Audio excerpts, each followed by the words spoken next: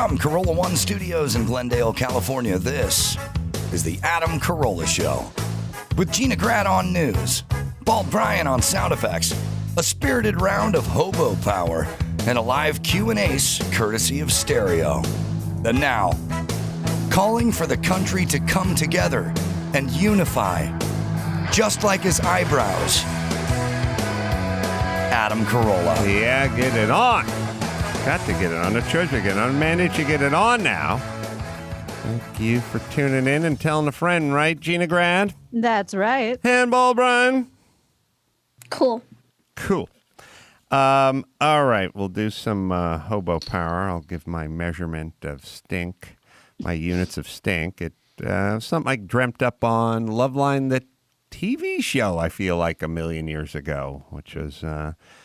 we have all the different BTUs for heat and all the fathoms and leagues for depths of the oceans, and kelvins and all that. But we don't have anything for stink. All people do is, it was totally rank. So I will give you guys a grade on the stinkiest thing you've ever come around.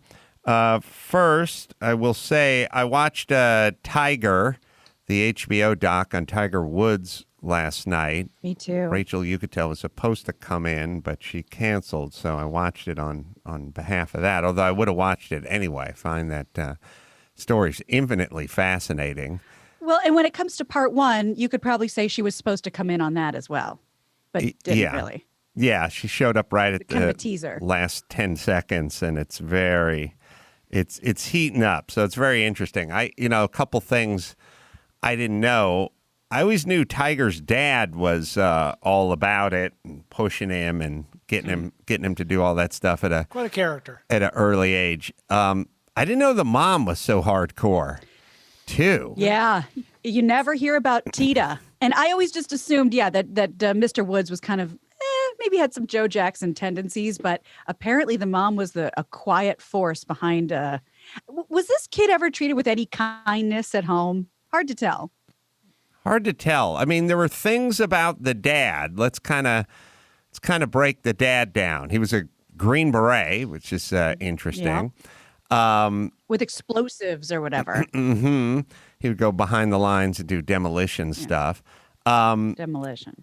It's explosives. So the parts of the dad that were kind of good dad impulses, like he would go out and hit golf balls against the net in his garage, and his 5-month-old son Tiger was enthralled by it and used to want to go out there and watch him do it.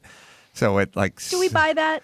Yeah, that's a good point. We don't know what to buy. Yeah, it's not like his 5-month-old set up the high chair in the garage and then climbed aboard. Yeah, it could have been more of a Clockwork Orange situation. Remember, he said the mom would feed him in between bites. I mean, who knows? Holding his eyelids open with toothpicks, watching his backswing. Yeah. Right. Listen to Beethoven. So, and then he said his son, was enthralled by it and wanted the golf clubs and all that kind of stuff. So I was like, okay, your son has this unyielding desire somehow to do this activity. But there were a couple of weird parts. Like, there is one with the mom, Tiger's mom and Tiger's dad, that I always found sort of weird, which is after he wins the Masters, he walks right from the 18th green, sees his dad, and hugs him and never stops hugging him. And his mom is just standing there like the whole fucking time. Like, it was a prolonged hug. It was a extended dance version of a hug, and the mom just is standing there the whole time, like literally right next to her son and her husband. Just never. They may still be hugging. I don't know. I don't know. I have to check that out. But I mean, it was like it's a little weird that. And first things first. Like, usually when you win the big whatever, you rush across, you go to the gallery. The first thing you do is you hug your mom, and then you either shake your dad's hand or you hug or you do that slap on the back son thing. But he just went over and just just collapsed in his dad's arms, and he did it for a very long period of time. And I don't know if the mom ever got a hug. So the mom just like stood there while he never stopped hugging it. And he was going like, "We did it. We did it." And he was hugging his dad. It felt weird and uncomfortable that the mom would be just standing right there. Yeah, I guess I didn't even notice the mom because I was so focused on the hug. I think you're right about that. And not to spoil anything, but when he wins one of the other myriad things that he won and his dad's no longer there, he bear hugs the caddy, and the caddy is obviously uncomfortable. Like, okay, we're done. Okay, but he's used to these long embraces, and the caddy just has to eat it. The caddy... It's funny. So you're being hugged by the most famous man on the planet in front of everyone. And it's the caddy who's going, all right, wrap it up. Yep. Like, let's bring this home. Patting him on the back, trying to push. Yeah. Yep. When the guy you're hugging starts patting you on the back, that is equivalent to ladies when you're talking to your guy and he goes, "Will do. All right, will do. Yeah, will do. That. Well, so I'll see you when I get back. Then will do." That Will is do. the pat on the back is the wrap it up move. Yep. You do the initial embrace, and then when the pat starts happening, that means it's time to deplane, baby. So that was funny. I was noticing that the caddy wanting to get out of the hug much earlier than Tiger did. Yep. I think Tiger was sobbing so hard that it seemed like he didn't want to turn open and kind of face the camera with all the tears. So maybe he was that breaking down. That was part of it. But fellas, when you feel that pat between the shoulder blades, third or fourth pat, that means it's time to break it off, man. That person you're hugging wants out. And I would also argue at the Christmas party when you've had a few belts and the hot secretary's leaving and you go like, "Tammy, come here, baby. I'll see you in the new year." Happy when holidays. you start feeling that slap on the back, Yeah. Okay. wrap it up. That's the manager giving Bring you it home. Yeah, you start feeling the rub on the back. That means it's time to share an Uber back to Tammy's pad. But if you're getting the hard pat on the back, that's wrap it up time. Yeah. So I did notice. Tapping out. I did notice a lot. Yeah, literally tapping out. I did notice a lot of hugging going on. I also. It's always funny it's funny for me to contrast anything to my family because it all feels insane. Like also just like he got miniature golf clubs. Where'd he get miniature golf clubs? Like his dad who makes his middle class dad went out and purchased them, I guess. End of story. Yeah. The end. The other thing that was like, oh, the parents just really digging in, like in the non-Carolla way, which is when he came back from Stanford and he told his parents he was going to come back like on a Saturday, but he came back on a Friday and didn't tell them just because he wanted to spend time with his girlfriend and not be harangued by his family. Yeah, and they found out about it and they went ballistic on him. Like, here's the rule, parents, bosses, cops, anybody. If you lay out a bunch of shit that's unrealistic, if your curfew for your stepdaughter's 8 p.m. and she's 18, you can't yell at her when you caught her sneaking out the window. You encourage that. Right. Tiger did not tell. Then you get this, you betrayed us. You didn't tell. Yeah, well, you weren't told because you would have freaked out if I did it. If he if he had a normal environment like most people and went, "Hey, I'm going to come home a day early, but I'm going to stay with my girl, and then I'll see you guys Saturday morning." And he went, "Okay, son, have fun." Well, then he would have told you. Yeah, would have gone a lot smoother. But that's not who you are. Well, it wouldn't have gone smoother because they would have freaked out over that. That's what I'm saying is you create this environment. Nobody's better aware of the environment than Tiger, right? Tiger knows who his parents are. Tiger, unlike every other college student on the planet, feels that if I tell my parents I'm just going to come home a day early and spend the day with my girlfriend, I haven't seen her in 3 months, and then I'll come see you guys Saturday, he knows they're going to freak. He knows they're going to forbid it. Right, it's unacceptable. So he says nothing, comes home a day early, gets busted, and both parents go bananas. on him, which Well, is crazy. Like the mom going, shouldn't the mom, Gina, have been like, oh, God, the guy's in college. He has a girlfriend. He's in love. Yeah, but she is not. She's kind of the silent killer. Right. But it's not. They didn't just go ballistic on him. They didn't just light him up. They forced him, allegedly. A letter was written, coincidentally, right after that, to Tiger's girlfriend saying, I no longer want to see or hear from you. You've been a distraction. I feel you've manipulated me. You have used me. I never want to hear from you again. Really? The morning after he comes home, after spending the night at his girlfriend's house, he randomly comes to this conclusion by himself? Guys do weird things in the refractory period. Yeah, harsh. that was definitely the spookiest Stockholm syndrome kind of part of the Stepford son part of the entire episode, which is like a forced resignation from a girlfriend. Like literally, I guess you didn't see that, Bryan, or the doc. No. He had this girlfriend of several years, maybe 2-3 years, like but high school into college. That's a big fat 2 years for a girlfriend. I know. Yeah. I was beating off during that period. But you have that girlfriend. That's your girlfriend. That's your first girlfriend. That's, lose your virginity. That's go to the prom. That's even though I'm going to Stanford, I'm not going to forget about you. Formative years. I'll be back during the spring break, blah, blah, blah. And he just pens this letter of resignation to her, just saying, you've also... I mean, talk about externalizing. Look, you could just say, hey, I'm gay.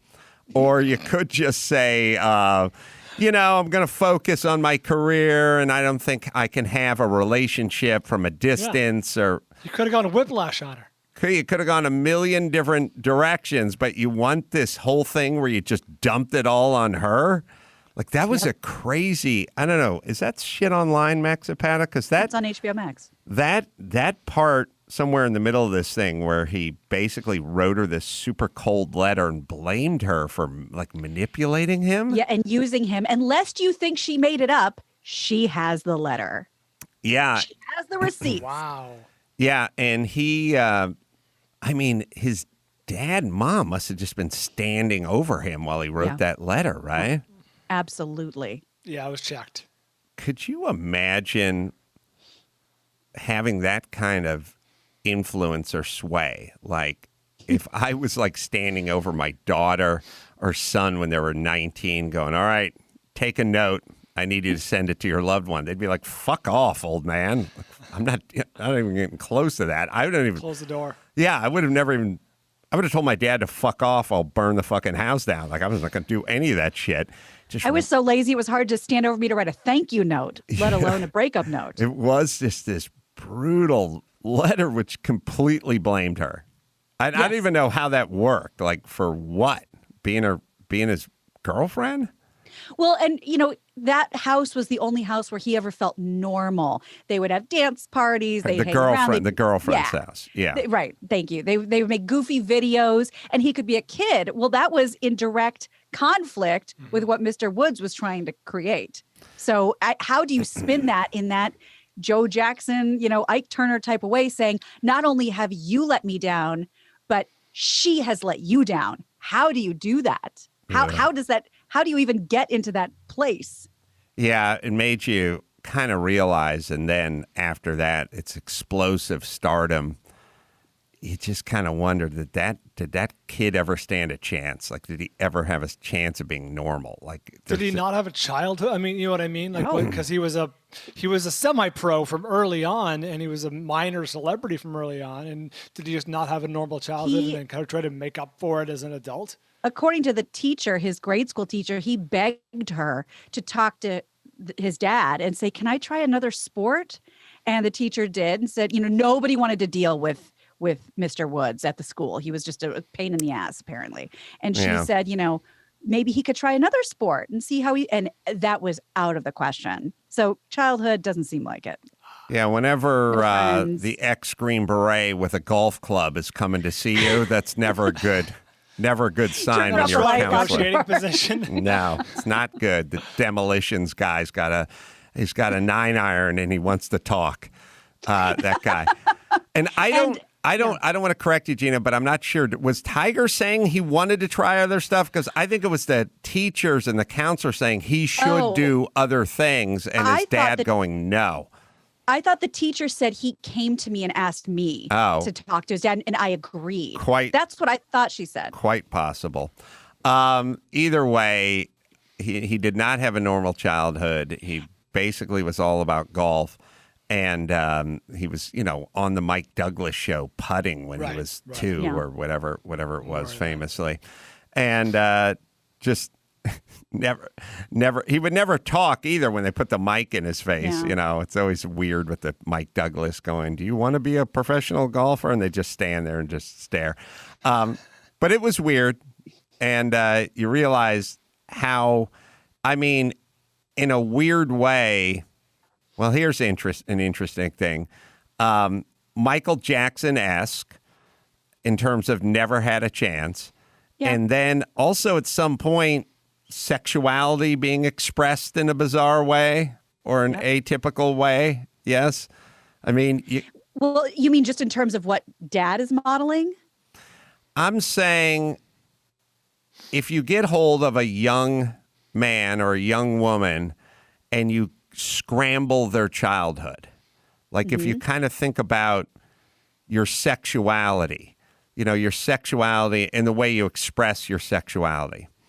And we'll say the sanest version is you meet a man or you meet a woman and you fall in love and you get married and you stay married. Like that would be the sanest version or the most typical or the most storybook version. The normal version of it or something. Get a hold of a young man, get hold of a young woman, put them in a bizarre upside down pressure cooker world from age, 3.5 on, make their childhood anything but natural and normal, and then see if their sexuality resembles anything natural and normal too. You know what I'm saying? Yeah. You think like Miley Cyrus or someone who you have to go so far off the deep end because you don't know what normal is. Well, I did Loveline for a million years. If somebody got molested at some point inevitably without a lot of counseling, they would have some residue from that bizarre, abnormal trauma, essentially, that took place when they were young to now how it sort of manifests in their adult relationships, sexuality, and that kind of stuff, right? So it makes sense that if you get hold of people, male or female, young, and you just do something to them that's bizarre, doesn't have to be of a sexual nature, but just a bizarre environment, that it's probably going to show up in their sexuality as they get older, and thus you get that. So you see that in kids who are like in oppressive religious environments. Yes. Right. Yes. Not necessarily molested, but like in a weird, out of the ordinary, extreme situation. Right. And you pile that on top of dad's indiscretions were not very discreet. So I'm sure they'll address that more in part 2, how that affected Tiger. I do have the letter that Dina, the girlfriend, wrote, look at you. Or that Dina read. Chris just sent it to me. Oh, good for Chris. Says, the girlfriend. Yes. Dina is reading this out loud. This is what Tiger sent to Dina. Dina, the reason for writing this letter is to inform you that my parents and myself never want to talk to or hear from you again. Reflecting back over this relationship, I feel used and manipulated by you and your family. I hope the rest of your life runs well for you. I know this is sudden and a surprise, but it is, in my opinion, warranted. Sincerely, Tiger. Ugh. When's the last time you told someone you were breaking up with them and you included your parents, never want to see them again? That went through HR. Yeah. My girlfriends didn't know I had parents. They would have been, what? He's got a dad? Oh, you're an orphan. Who is this man? Yes. And then also, like, your family and you used me and, like, what? Bought you a fucking corsage or boutonniere, like, through dance parties at my house. Like, you have all the footage of him partying and being a kid and being a teenager and having a fun, like the home movies and him, playing air guitar in the living room with the family, because evidently she came from one of those families where it's like the fun family. You know what I mean? Everybody gets along. They're all doing like, family party night. And he loved being a part of that, but the Woods parents did not. I think the way you could tell in the 80s if someone was the fun family was by whether they had a sectional sofa or not.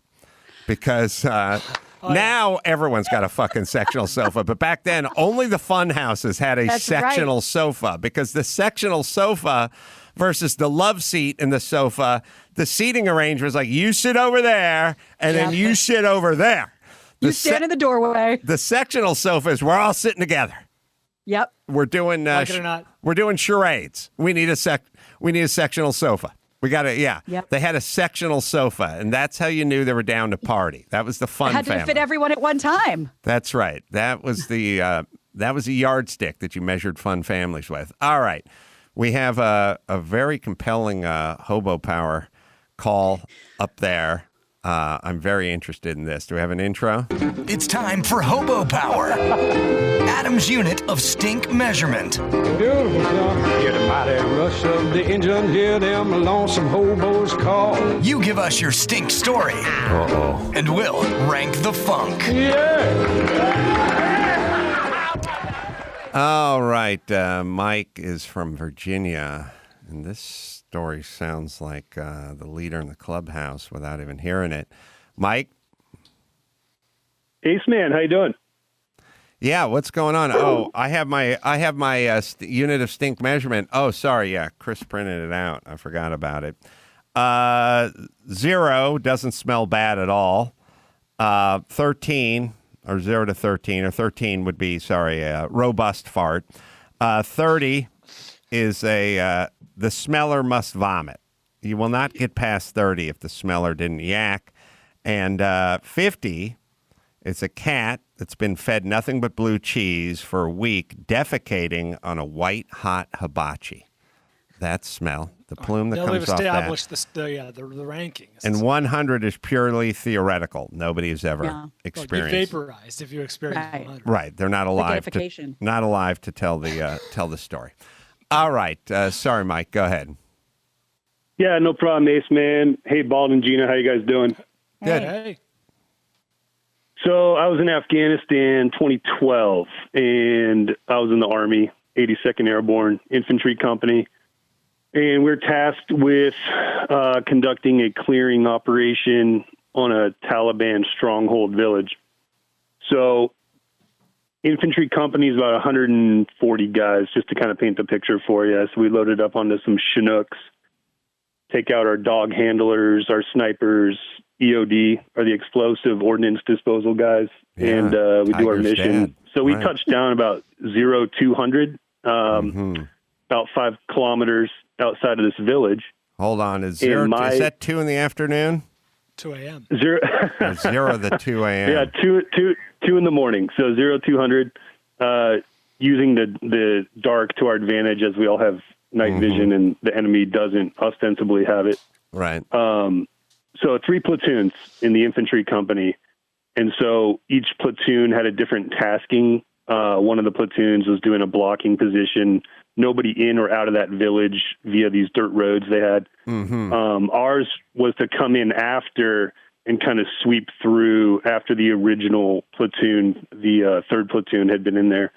So we were delayed about 20 minutes on purpose by design. We follow on. So once they're in there and have a stronghold and there's no initial firefight, we come in and kind of help them clear it and look for anyone that's trying to get out of the village, what we call squirters. As soon as we got off the Chinook, you kind of lay down in the prone for about 10 minutes.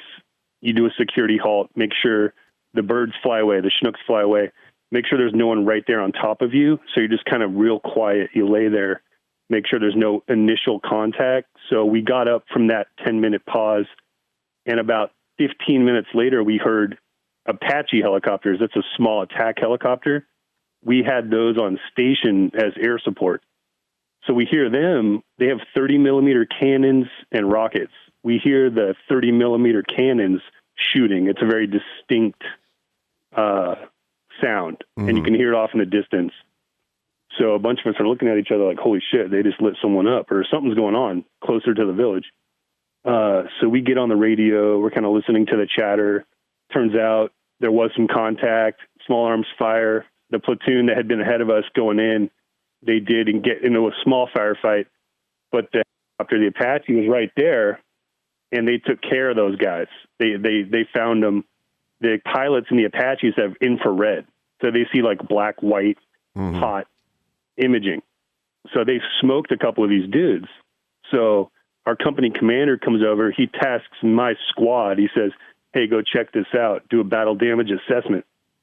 So we walk up there. We can smell it from like 50 yards out. We're like, "What the hell is that?" So we get up there, and there was a guy that was an RPG gunner, and then a guy that was an RPG. He was carrying the extra rounds for the actual rocket-propelled grenade. So like in the 80s movies, the bad guys have the RPG. It shoots the rocket-propelled grenade. Well, usually these guys, there's a guy with a backpack or a satchel that's got 5 or 6 extra rounds. The guy that was wearing the backpack took a direct hit from the 30 millimeter cannon, and it just lit him up, and all these things exploded, and then it fused like all these empty tubes to him. So he's like this charcoal kind of corpse. He's still smoking. Was there anything left? The backpack is fused to him. Yeah, his whole bottom half was gone, but his upper torso was intact. Is he okay?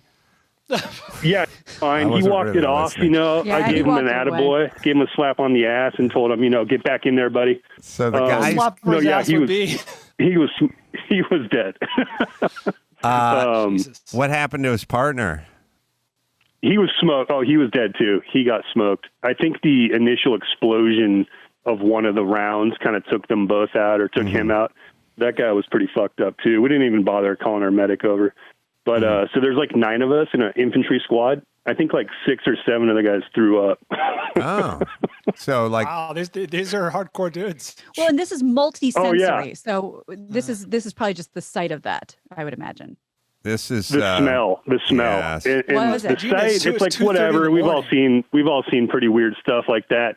You kind of get used to it, but the smell is like, what is that smell? And it was funny because we had this dude that we had nicknamed Spicoli, because he's just like this. He wasn't from California, but he talked like some burnout surfer dude, so we called him Spicoli. And he gets up there and he goes, "Check out this crispy motherfucker." Get that drop. Yeah, it was pretty gnarly smell. Oh boy. Well, this is good, Mike. It's not only good for you, it's good for America. It's heroic. Oh, hell yeah. And It's hoboic. there was yes, it's very hoboic. And there was a lot of burning going on because the rounds, the munitions were on the guy's person when he got lit up. Right. So, Right. and you say you think about 9 guys yacked? So an infantry squad is 9. I had like 8 guys with me. I think like 6 or 7 of the 9 yacked, not including. I didn't throw up. I'm not sure why. I always had a pretty good stomach, like the Ace Man, but I would have no shame had I thrown up. Well, I'm going to say from a quick psychological profile of you, Mike, you not throwing up is probably directly connected of the super cavalier way you speak about the loss of human life. That could be. Yeah, I mean, you gotta compartmentalize this stuff. Otherwise, you're gonna get home and have some trouble. And Right. It's weird. Like, it affects everyone differently. But I was always able to compartmentalize stuff really well, which Yeah. I think has helped me No, in it's terms good. of not having any trouble post service. Yeah, no, you're an expert at compartmentalism. Yeah, compartmentalizing. Yeah, sorry about that. That's that. I can't So say when you it. type too much, Gina, your wrist starts. Yeah, hurting. you get Yeah. carpal paternalizing. Yes. All right. So good for you. Evidently, the rest of the squad had nerve endings and a soul. And so they were Yeah. affected negatively by this one of God's creatures incinerated in front of them. But you, Yeah. unscathed, I would argue the hike back was better than the hike in for you, Mike. So Oh yeah, it was a good helicopter ride, and then we got back at about 09, still in time for breakfast chow. So that was a bonus. Oh boy. oh boy, And you he could eat, no problem, must had have quite an appetite. really worked up an appetite. Yeah. Yeah. Yeah. If you could. I feel sorry. We'll do a little role playing here. Gina. Yeah. And Bryan. Yes, sir. You play the couple that just had to put your cat down, and I'll play Mike. Okay. Hey, I'm going to see you guys at the barbecue. I wish. God, I wouldn't give if her we're that up for distraction it. right now. I don't know if we'll be able to make it. What's the problem? I'm putting a pig in the ground. Gerald, Gonna smoke him like that Afghani guy. Oh God. Speaking of in the ground, you remember Mr. Whiskers, of course. You know. Oh yeah, only good cat is a flat cat. That's what I used to say. Oh God. That's all that's funny now. Yeah, I mean, he was a senior citizen. He and, was a strong survivor. Senior citizen for a cat, but a 13-year-old for us. But yeah, okay. 14. Yeah, Well, don't 14. bring the cat then. Fuck it. Just bring a Six or a Heineken, and we'll get it on. Would that we could. We're definitely not bringing the cat. Mr. Whiskers expired yesterday. The time came, and Was he a he's can of in that garbanzo big- beans? What do you mean expired? Oh no, he's in the big Past the scratching Rainbow post Bridge. in the sky. Yeah, Yeah. the big. Oh, he's dead. Yeah. Oh, then you guys are freed up to come over. What did you smoke him, or would you? We're grieving, Dan. Yeah, the service is tomorrow. The burial. Memorial. Hold That's on. right. Speaking of service, I think my cell phone fucked up a little bit. You said there's a memorial Yes. Yeah, that's right. The people, for the fucking cat. Yeah. Yes. he You was smoked the part of cat our- yourself. Now you're freed up. You can party. Get a new cat. He was No, our well- fur baby. Yeah, we're gonna share memories, treasured memories from the last decade and a half. Of what? Him shitting on your pillow? Come on.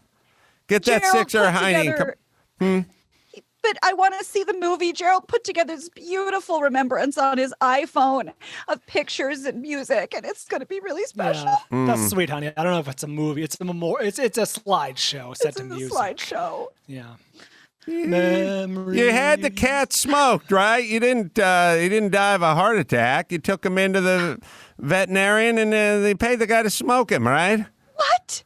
No, he was on the operating table for his 17th procedure, and he died on the table. Yeah, we took him to the vet, of course, to All try right. and fix him again. Well, listen. We're eating baby backs over here. If you pussies want in, you show up. If not, hey, it's not only fucking Mr. Whisker's funeral, but it's your goddamn funeral too. Look, I got to wrap this up. I got to get to the VA and make fun of some of the patients that are undergoing battle fatigue. Oh God. All right? Put the finishing touches on this slideshow. Yeah. You know what I always do when I go visit the guys in the VA? I got a nickel-plated revolver with a pearl handle on it, like Patton, and I just go and I do that whole voice. You know, and I put the helmet on, I put the Patton uniform on, and I grab them and I shake them by the shoulders, and I go, shell-shocked, my ass. There's wrong real with you? soldiers in here. Yeah, hey, as long as I'm strapping, you want me to smoke another pet of yours? Save yourself $39? Oh God. Do not let him near Heartsy. It's weird that we're friends at all, isn't it? It is extremely odd that we would even be in the same circle. And scene. All right. Mike, Yeah. did you like my depiction of you? Yeah, that was pretty accurate. I think when I first met a lot of my wife's friends, they were like, what the fuck is wrong with this guy? But they've grown to understand my sense of humor. So Grown to understand means grown to fear you. Yeah. And your gun collection. Hey, Mike, Yeah, if half the guys or more than half the guys from the platoon yacked, and we had a crispy critter over there, whew, man. Ooh. Tell And you know, this could be a new high water mark. for I'm this looking game. down. I mean, this has got to be worse than the cat shitting on the hibachi. yeah. I mean, Oh my God. and ironically Oh, involved yeah. the heat. Yeah. You know what I Yeah. mean? Right. That's right. I don't know. I don't give these Yeah. out that often, but I'm going 70. I'm going with a my straight God. 70. No. Wow. Wow. Congratulations. We sailed I'm, right past 50. I'm honored and flattered. That beats all the military decorations I received. What have you Thank you for your received? service.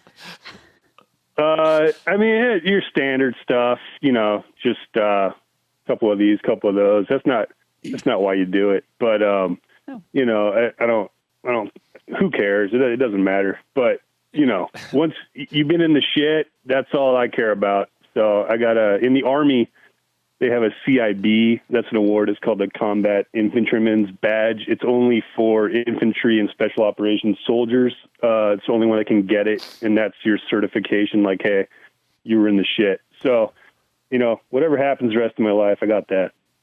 Well, Mike, I have a quick question yes. for you.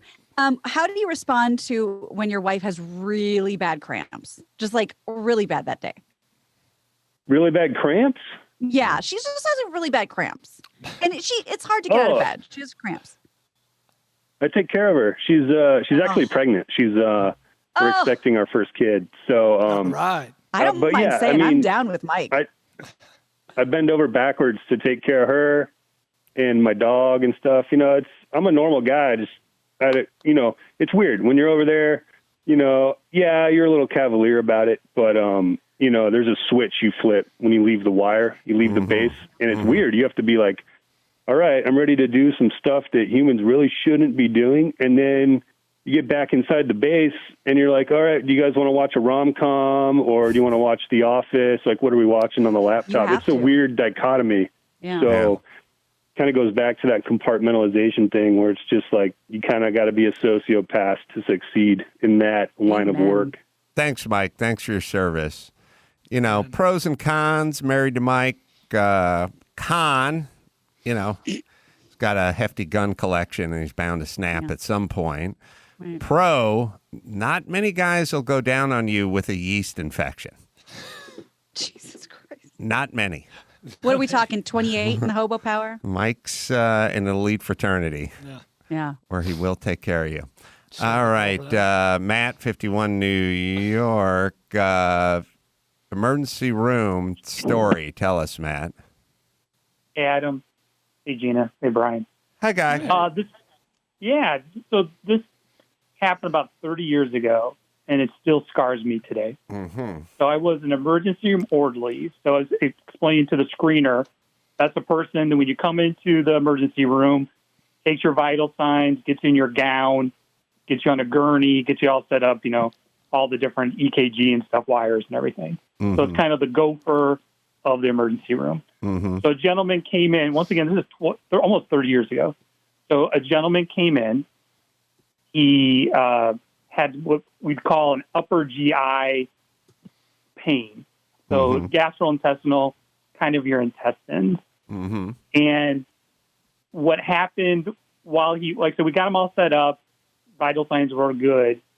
I was trying to explain to the screener, you hear of somebody kind of bleeding out, but this came through his anus.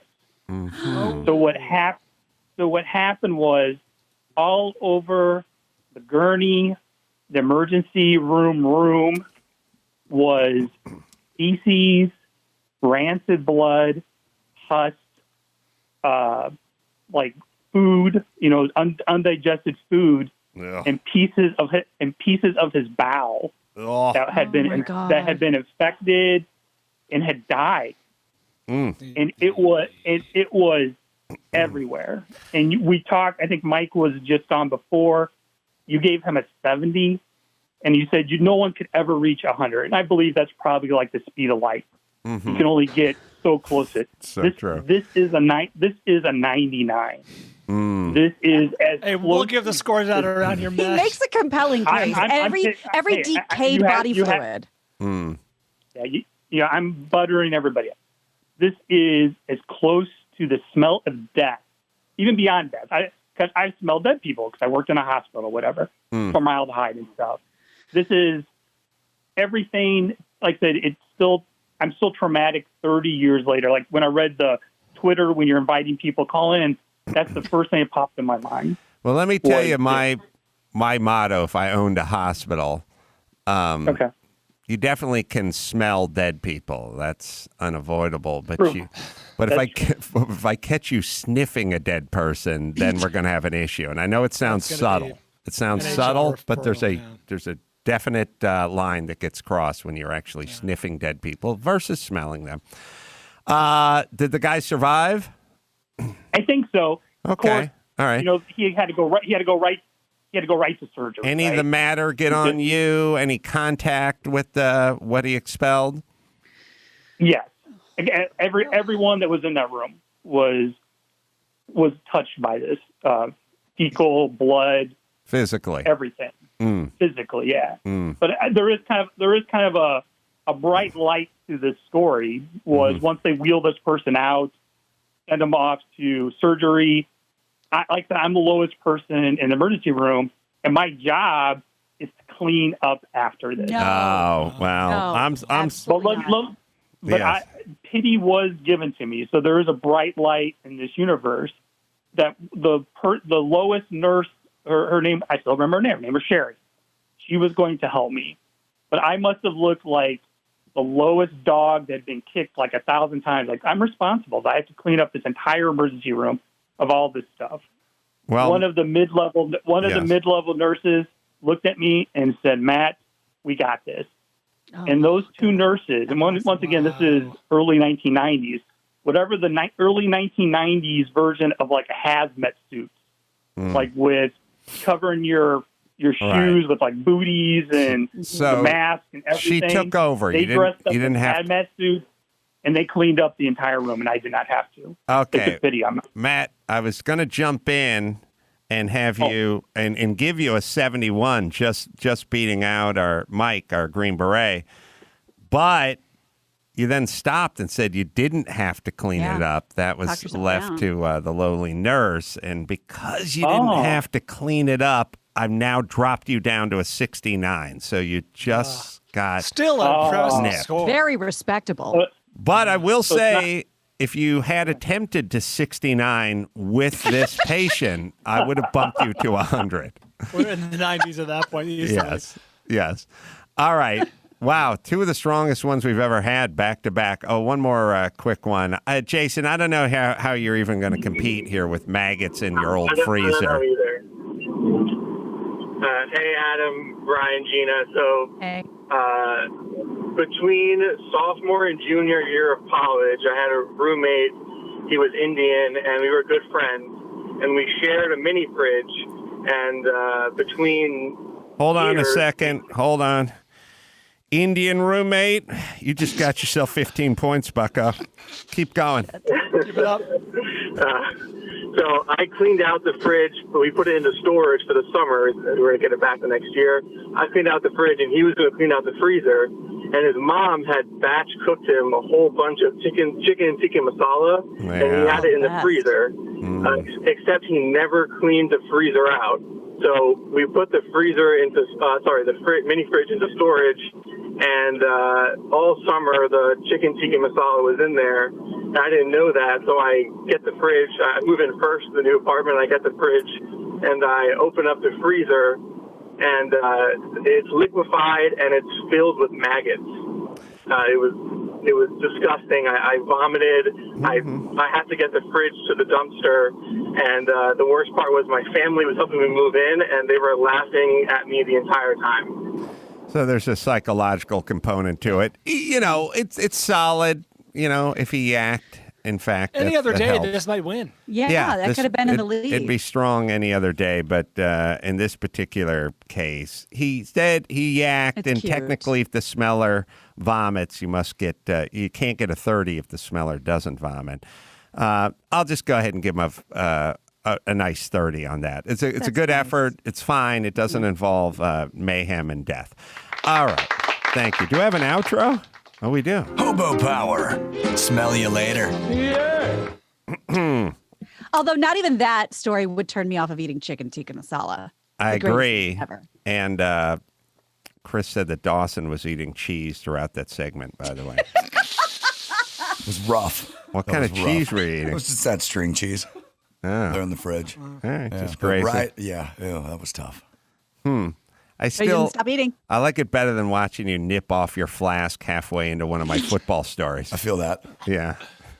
Just seeing the guy just telling Not another again. fucking football story. Here we go. Here we go. I picked the wrong day to stop day drinking. All right. We got the news coming. First, I'll tell you about Raycon. Everyone says new year, new you. Well, how about you pick up some good habits? How about you start a hobby? Even better, with an amazing audio earbud, Raycon. That's why I recommend these audio earbuds by Raycon. Whether you're following a recipe in the kitchen or binging an audiobook or powering through a workout, Raycons are the activity. They make the activity easier, and they make it go by and smoother, too. Starts at about half the price of other premium audio brands. No dangling white stems, discreet in-ear fit in a variety of stylish colors, up to 6 hours of playtime.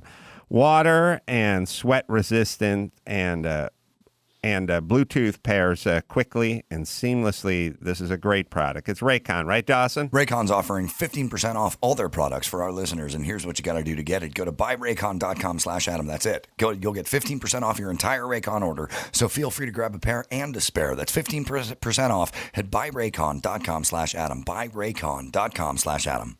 All right, we'll take a quick break. We'll be back with the news right after this. Give me the news with Grad, news with Gina. Grad, breaking viral, all those crazy Trump tweets. Give me news with Gina. Grad, trouble in the Middle East, celebrity drunk meltdowns. Need news with Gina. Grad. The news with Gina Grad. Well, talking about coming across the wire, just as we played that intro, the news is breaking this moment that Trump is going to be impeached. So let me just read you off of ABC 7. I just checked about 3 news sources. This one's pretty concise. A majority of the U.S. House has voted to impeach President Donald Trump for a second time, just a week after he encouraged loyalists to, quote, fight like hell against election results, and a mob of his supporters stormed the U.S. Capitol. The final House vote on the article of impeachment for incitement of insurrection was 232 to 197. There was Republican support for this. I'm literally just reading this as we go, but it looks like the wheels are now in motion. And again, whether it's symbolic or what Bryan brought up, that this could bar him from running again, they are going through with it. I thought the news that one of the headlines was going to be that McConnell was torn, whether he wanted to be a part of it or not. He finally said no, but they're going through with it. Interesting. I'd be curious about never being able to run again. That's the real implication. The other part's kind of window dressing. Right. Never hate McConnell. He's a very savvy politician, so of course he's going to play both sides. You know, he's been what he's doing for a long time. He's good at it. Yeah. Yeah. I think this is. I don't know.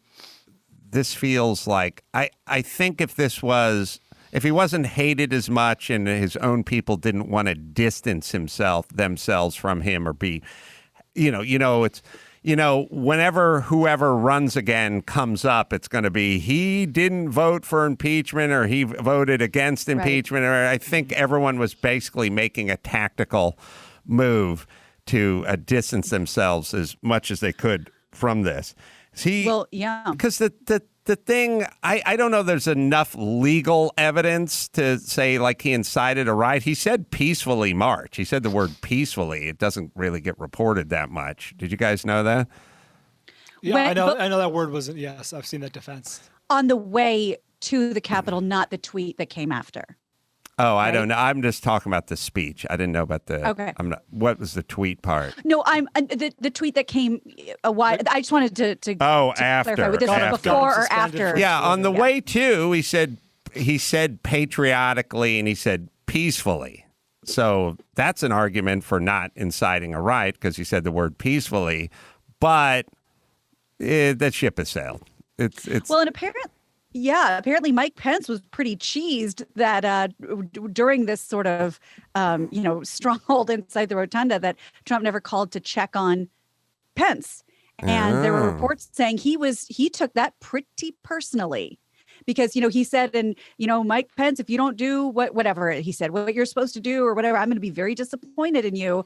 And then people were sort of calling for Mike Pence's head when they stormed the rotunda. Trump didn't check to see if Mike was okay. And I think he took that pretty personally.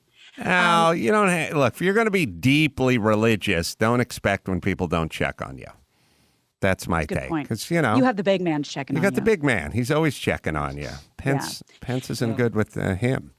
That's right. Hence Pence. But when we talk about people distancing themselves from the Trump organization, that's not just politically, because I think it's de Blasio has now said in New York that they're no longer doing business with the Trump organization in New York. Now, how that works with, Trump Tower or whatever, I don't know. But if the Trump organization has a hand in the real estate, New York will not do business with them. There is going to be a rash of this stuff, and it won't be just with Trump.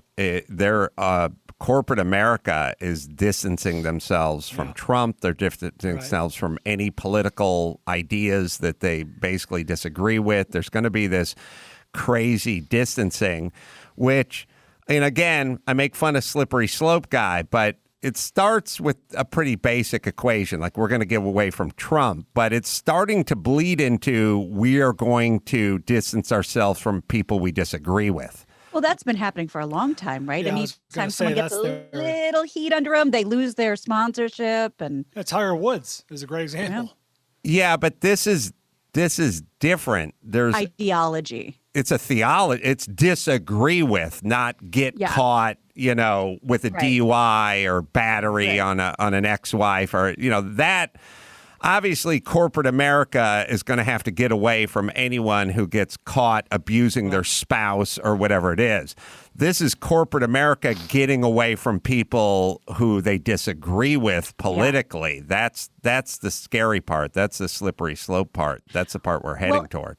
And because you say, what do you say? They're not evil, they're just greedy. It's just business. Right. This is the delicious irony this is the free market cutting both ways. Imagine the corporate entities, like you mentioned, are a baker and the ideas they don't like are a gay wedding cake. I mean, this is the free market. You're free to go somewhere else and try and get a political donation. Well, yeah, and to that point, instead of them disagreeing, they're trying to play the chess game. And are the people that buy our product going to disagree? Because they don't care either way, is my thinking.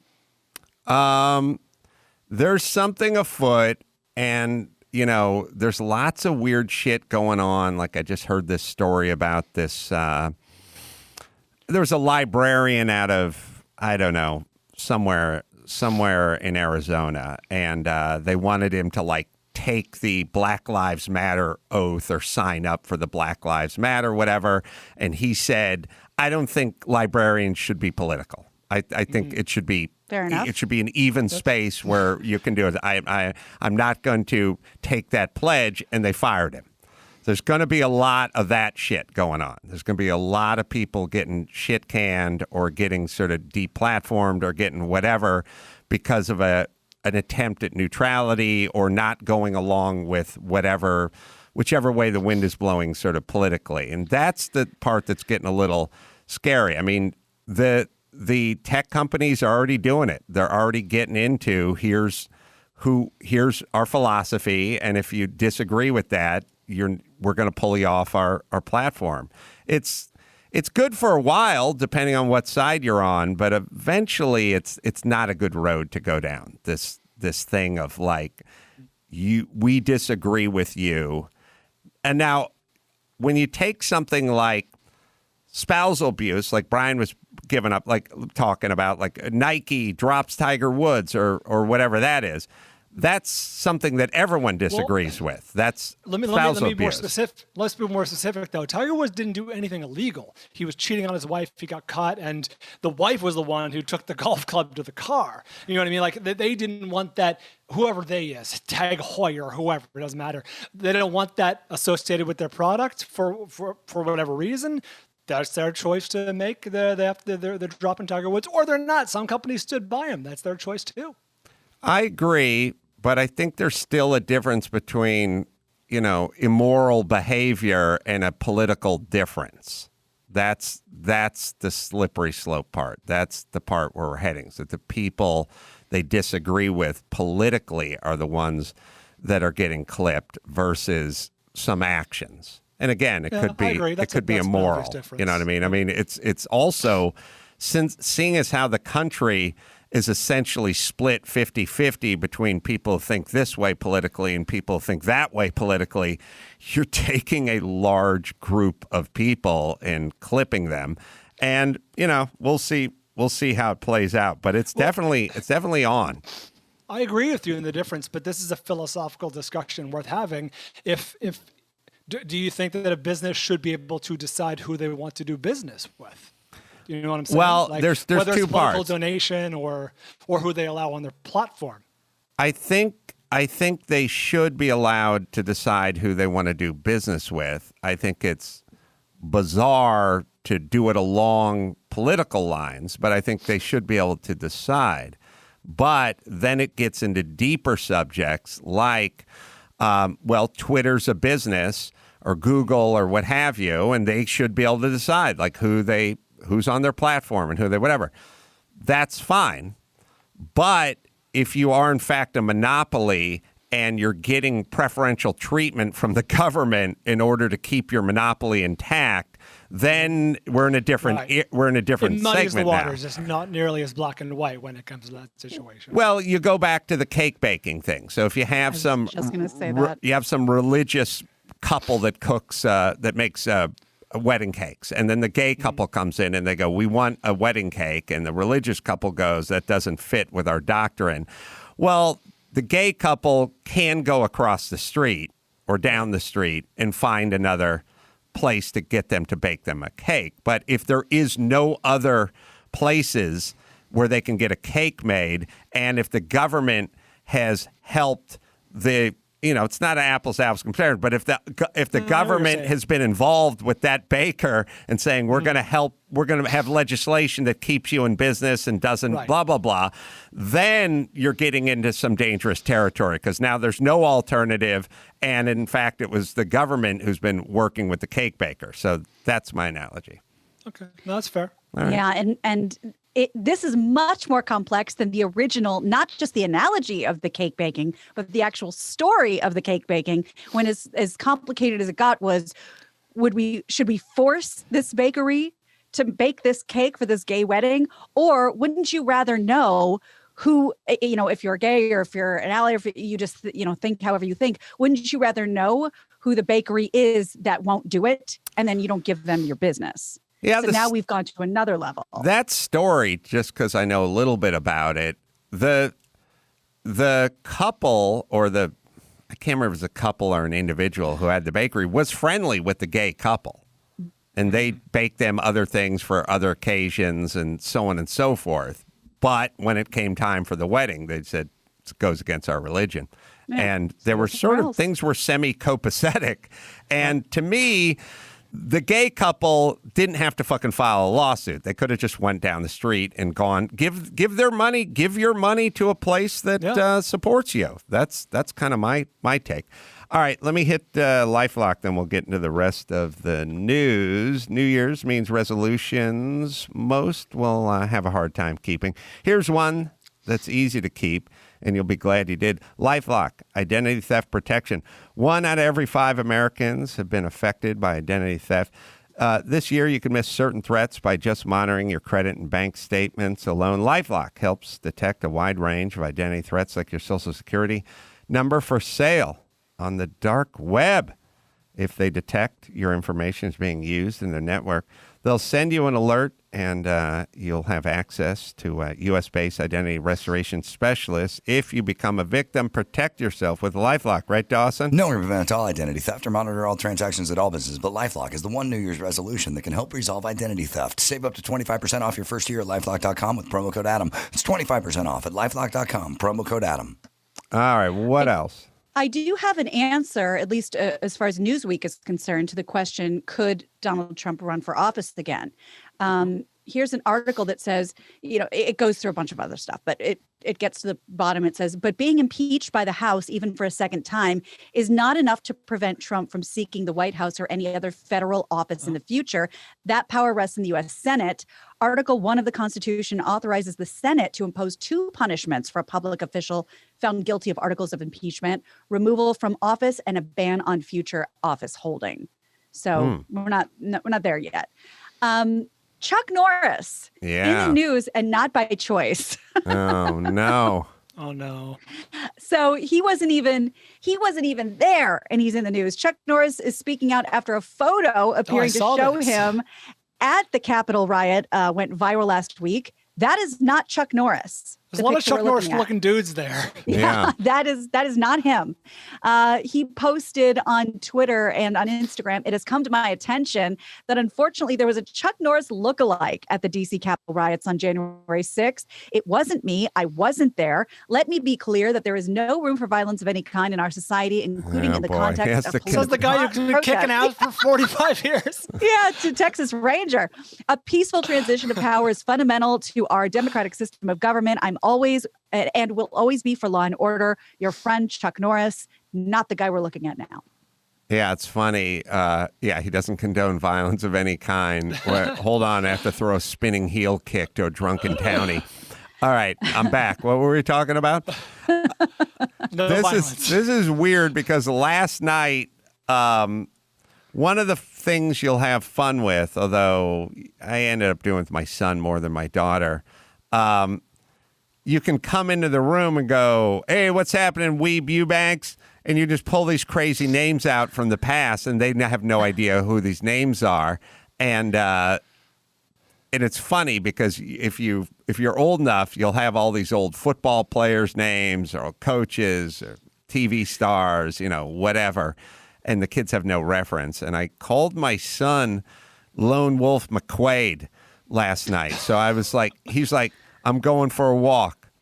It was at night. He goes, "I'm going for a walk." I go, "Okay, you bringing the dog?" He's like, "No." I go, "Okay, Lone Wolf McQuaid." And he's like, again, it's always amusing to them because it's like I just made it up, But he did do "Who's Lone Wolf McQuaid?" And then I said, "I think it's a Chuck Norris character." I think Lone Wolf McQuaid was a movie. Did you look it up? I don't even know that reference. Yeah, it's a movie in '83. We're starring Chuck Norris? Yes, and David Carradine.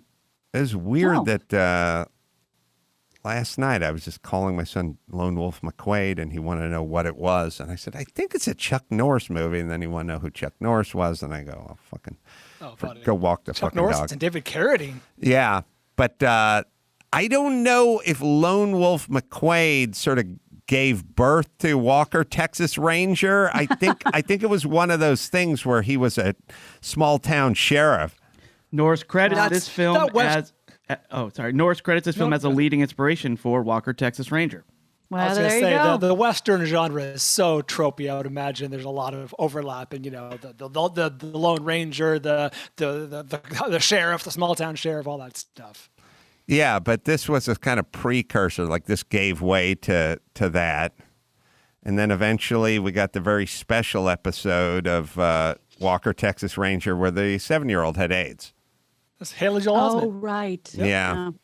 It's funny when those long-running shows jump the shark. It's always, there's two things that happen. A, they delve into some contemporary situation. Somebody on Saved by the Bell has an eating disorder, or Tootie gets strung out on pain pills or whatever. When they start veering away from their marching orders, let's do a fun sitcom. Then 7 years in, they want to start talking about social issues and stuff like that. So that's one marker for jumping the shark as a series. But the other one is, I was watching Love Boat the other night. You don't say. Where one of the characters starts playing other characters on the ship, like, oh, it's Captain Stubing's brother. He's a swinging bachelor, and he's got the big hairpiece on and the mustache, and they do that where they like evil Spock with the mustache and the goatee. It's a big soap opera trope. Right, evil Spock, evil Knight Rider. Hasselhoff had his evil cousin. They just put a goatee on him. The acting is equally as pathetic. Oh, Urkel. Stefan Urkel. Oh, he did one. Yeah, so he did like the suave Stefan Urkel. That thing probably gets pitched in the writer's room on season 3, but everyone shoots it down. By the time you get to season 7, everyone's like, fuck it, do it. Let's do it. Throw it in. Yeah. And also, it's always funny because you feel like the actor who's trapped in the role of Urkel or Captain Stubing wants to stretch his wings a little bit. That's where my head was. Like, that was part of Urkel's Jaleel White's negotiation in season 7. Like, listen, I'll do this again, but I'm playing a ladies' man. Famously, Samantha's swinging sister Serena showed up in Bewitched. I don't remember. Was it the same actress or was it a different actress? Yes. No, same. Otherwise, the references would be a non sequitur. But yes, she was played by Elizabeth Montgomery, which I had no knowledge of when I was 7.5. So they fooled me. And they never gave any credit to Patty Duke for this. Oh yeah, that's right. She played twins. The original. Yeah. They're cousins, identical cousins. Right. They laugh alike, they talk alike, at times they even walk alike. You could lose your mind because cousins are two of a kind. Yeah, that was the song. All right, what else we got, Gina Grad? Well, speaking of TV, we spoke a little bit about Sex and the City coming back and how Samantha, honey, is not going to be a part of it. And now we know how much money they're making. This had to be a lot to walk away from. So Sarah Jessica Parker, Cynthia Nixon, Kristen Davis, they are reuniting for the revival. They will each earn more than $1 million per episode of a 10-episode series. Gotta imagine SJP is going to be in for a little bit more than that. Yeah, right? but Kim Cattrall said, not worth it. I mean, can you imagine what a bitch your coworkers are? Just walk away from that? Adam, didn't we talk about this years ago? Like Kim Cattrall was very insistent that she get equal billing or equal pay or something. Yes. Like she considered herself an equal star to Sarah Jessica Parker, at least at the beginning, if not throughout the run of the series. She was riding that crest of momentum called Mannequin. I love that which movie. is a scant, Mannequin 2 on the move. 13 years earlier, so she was still, a rocket sled to the moon with her career. I think here's what here would be my head on this. I have always said this: if one person's an asshole and the other person's accommodating, they can go on forever. If both people are nice and accommodating, you can go on forever. If two people are assholes, there's going to be an issue. And you would imagine that Charlotte, what's her name? Like I've interviewed her before. Davis. Yeah, she's a nice person, whatever. I would imagine that there were two kind of alpha females in the group, and the alpha females in the group, it's funny, whenever you work with these people, they essentially accuse the other person of being exactly who they are. That's how you can that's how you know about it. And if you have two of those people in the group, it just doesn't work, and that's probably who it was. She was. There was an interview that Kim Cattrall was doing, and I saw it on TMZ, and they basically asked her what it was like working with Sarah Jessica Parker, and she's like, yeah, she could be nicer.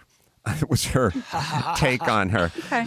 But the thing that's crazy about life, and I think about it all the time, like how many people just shoot themselves in the foot? How many people walk away? You know what I mean? Walk away from multi-million-dollar. It's so easy. You can just show up. You can be nice. You can get your paycheck. You can eat some free food, and you can go home. Or you can go in your trailer and stew and count lines and wonder why they get to wear these shoes and you don't. Like, it's insane, and I do have these conversations with people all the time where you go, you give this person this opportunity, you give them this chance, you're so generous with them, and they fucking blow it all up. And it's a component that a lot of people have that I would never have guessed when I was a kid. This many adults would have the, look, Sarah Jessica Parker may be a prima donna, maybe she's a pain in the ass, maybe she's whatever, but certainly not violent. Right. You could work with her. Do you know what I mean? And collect your money. And would the show be on the air without her or without you? You know what I mean? Like, I don't know why I was thinking Kim of Cattrall Cheers. would have thoughts about that. If you're Rhea Perlman or George Wendt on Cheers, like you could pull this shit because you're a star and you're a good actor and whatever. Or you could say, you know what, this is a gravy train that's going to run for a long time. I'll just sit here and hammer a check. Yeah, I don't remember a spinoff called Carla. I completely agree. Like it's on the show. The show's on the air because of her. It's her show. Fine. Good news is it seems like they're favored nations, and you're going to get paid the same amount as the chick who's having to memorize all the dialogue in her trailer while you're fucking eating. All right, Fall into the bank. let me hit Geico here. Do you own? Do you rent? You probably do one or the other. You want to bundle? You want to save a bunch of money? Makes it easy. You go to geico.com, you take your homeowner's insurance or your renter's insurance, you bundle it with your automotive policy, and you see just how fast you can get a quote, how easy it is to save, and how easy it is to bundle when you go to Geico. So you go to geico.com today. You take your homeowners and your automotive or your renters and you put them together and you save a bunch at geico.com. All right, let's do one more, Gina Grad. All right. Well, this story, I don't know if this is one of those Twilight Zone situations where it's kind of careful what you wish for. Stefan Thomas has 2 chances left to get his hands on $240 million, according to Guardian.com. Why is that? Well, Thomas is a San Francisco-based computer programmer, and a decade ago, he was given 7,000 Bitcoins as a reward for making a video explaining how cryptocurrency works. And at the time, the Bitcoins were worth $2 to $6 a piece, no problem. He stashed them away in his little digital wallet, forgot about them. Now, each Bitcoin is worth $34,000, and the contents of that wallet are valued at $240 million. But he pulled a Gina. He forgot his password that will unlock his fortune. So he's tried it 8 times. He lays up. He's like going. I would go insane. He lays awake all night trying to, cobble together old memories and what could have been happening. And is this the password? And doing this whole thing. He only has 2 more chances before it is encrypted and gone forever. People have reached out to him. This guy is an internet security expert at Stanford Internet Observatory. He said he could crack the password within 6 months if Thomas gives him 10% of the money. I think you have to. Otherwise, it just poof disappears into nowhere. Wow. Is it? It's he could like Black crack it Mirror. within 6 months with what? I mean, how? Algorithms. Who software, knows? He's smarter than I am. I have no idea. But he says he could, run that millions of algorithms and come up with a password. I don't know. I would do that. 10% sounds pretty fair for $240 million. And he would end up obviously with over $200 million anyway. So not too shabby. We'll follow that story. There's also just physically selling the phone to somebody for $100 million and just going, I'm hedging my bet. That is interesting. I'd be curious. I'd be curious if the person who attempted to crack it wanted information like, what is your mom's maiden name? What is your current password on your current phone or computer? What is You're giving him your life. There's almost so many variations on most people's passwords. What's your birth date? What's your dog's name? Like, does he need that, or is he completely just running something else? I don't know, but you pose a very interesting question because the guy basically has every code to everything. If he has your social and your mom's maiden name and your first pet, I mean, that's all he needs to just destroy your life anyway, let alone get this money. So that's a really interesting point. The other thing he said, I think this has turned him off of cryptocurrency forever. He said he'll never do this again. He goes, why would you ever want to be your own bank? Do you want to make your own shoes? Like, why did I ever get into this? So this is one of those careful what you wish for moments. If there's ever a lost password for anything legitimate, a bank or whatever, email, whatever, that can be accessed if you contact the company, right? Like, hey, this is me. Here's my documentation. Like, it's a pain in the ass. Believe me, it takes steps, but it can be done. That's what I'm saying. In this case, he is his own bank. There is no one to contact. That's why he said, would you make your own shoes? Would you, build your own house if you weren't Adam? You are your own bank. There is nobody that can help you, according to Thomas. All right, let's bring it home, Gina Grad. You got it. I'm Gina Grad, and that's the news. Gina Grad. That was the news with Gina Grad. Well, last but not least, Simply Safe. Everybody wants to keep their home and their family safe. And how about doing it with Simply Safe? 2 eyes, 24/7 protection, no long-term contracts, no hidden fees, no installation costs. You just go to simplysafe.com/Adam.